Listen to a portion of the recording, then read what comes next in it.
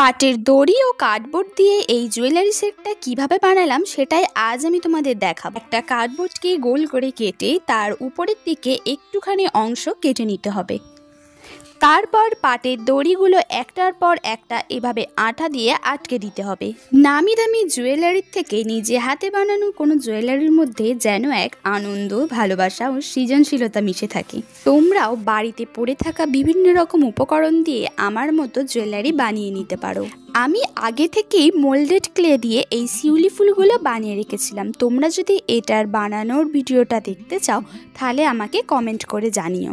এবার লাল ডলি সুতো দিয়ে টার্সেল বানিয়ে পিছনের দিকে সেট করে দিলাম। একইভাবে আমি দুটো কানের বানিয়েছি, তবে কানের সাথে পুরনো দুটো ঝুমকোর নিচের অংশটি লাগিয়ে দিলাম।